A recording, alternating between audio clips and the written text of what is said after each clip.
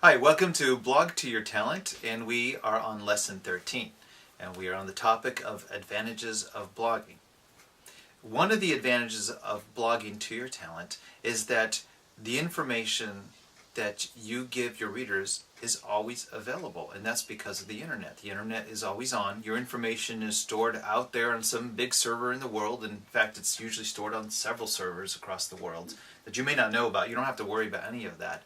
But what that means for practical purposes is that anybody, anywhere in the world, any time of the day or night, they can be browsing the internet, searching the topic, and they can find you. They can discover you.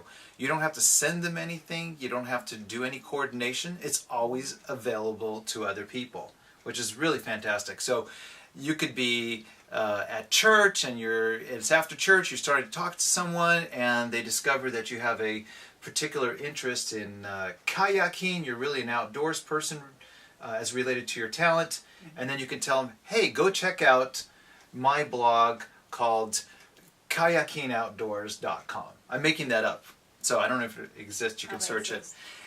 But right away, they'll remember that. They can go home and search it and find some blog posts, or they can even pull up their iPhone and search it and find it right away. It's always available. So that's one of the reasons why you want to blog about your talent and not just put it in a notebook somewhere. Mm-hmm. Notebooks are good for yourself, for brainstorming and You're personal talking about information. Paper notebooks. Paper notebooks. I'm talking about paper notebooks, not the smaller version of the laptops. Yeah. So paper has its place, but when you want to communicate to the world about your talent and you want to inform other people and you want experts to find you so they can help you move along, you need to go to the blog and write about it because the information you put up is always available. One of the things that you can put up on your blog is going to be information about yourself. A lot of times when you're writing about your talent, people want to know who you are.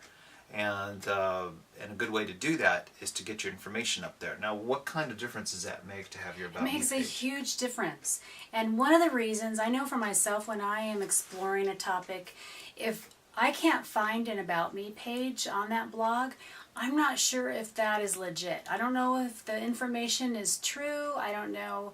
I mean, someone can have an About Me page and just give a lot of false information, but at least you want to see who that person is and where they are in their research and development so that you know whether what they're saying is correct or not. Because a lot there are some, I don't know the name of that, but where they pull information, create it into this site, and it's not actually driven by necessarily a person. So in other words, you want to have that to let everybody know that you are a real person that's out there, and by having an About Me page, they can see who you are. I think at this stage it's important for them to even see your approximate age so that they know where you might be in your talent development. And so that's one of the most, I think, I just give less credit to the people or to the blogs that I see where they don't have any information about who's actually writing the post, because I just don't know if those are real blogs or not. Well, in fact, in this case, the fact that you are young is going to be an advantage to you writing as a blog, because when you are writing your post right now as a beginner, experts will quickly tell that you are a complete beginner and you do not have much expertise. Yeah.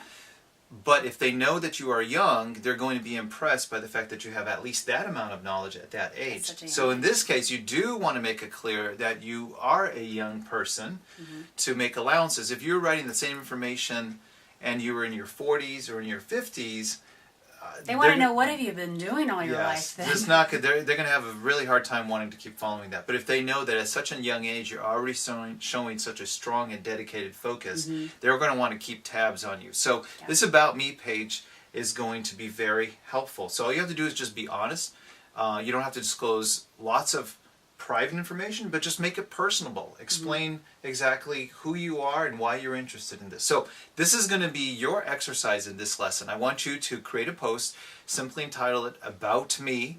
If you have one of the bigger, more popular blogging services out there, you're actually going to have a separate page that's called About Me, which is very similar to a blog post. So you can either use that, or if you don't have one, you just create a blog post called About Me, write something personal about yourself, try to at least give your first name, give maybe a little story as to how you got started, in this talent and where you hope to go. So make it personable. And just have your parent check it too, just to make sure that it expresses who you are in a way that would be appropriate for everybody who would be reading it.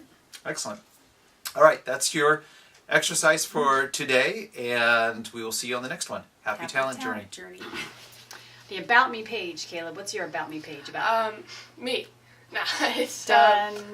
No. Oh, good. Tell me the more. About Me page is I just do a brief summary of who I am, of course, what I like, why I like it, and a couple extra small other stuff that I like kayaking, swimming, etc. Okay, so the majority, of probably 80% of it, is related to your talent somehow, how you Yeah. got into it, what you like about it, or what you're doing right now. Yeah. And then a small portion at the end is just to give a little bit of extra interest. Yeah, It so might be- people can sort of connect with me. Yeah, because they might say, wow, he likes that, and he also swims, and he, lives in a hot climate. And what I like about yours, you got a little bit unique too, in that you talk about the temperatures that you like. No, I like that, because you are dealing so much with temperatures in your talent at the, Yeah. you have to heat it to whatever 1,000 degrees. And so your freezing temperature is what? 40 or 50 degrees Fahrenheit. I cannot stand anything below that. And, Just and, saying. yeah, and your melting temperature.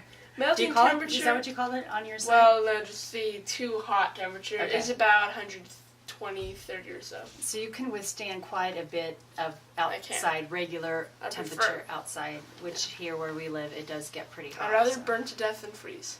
Okay, you heard it here. Thank you, Caleb. You're welcome.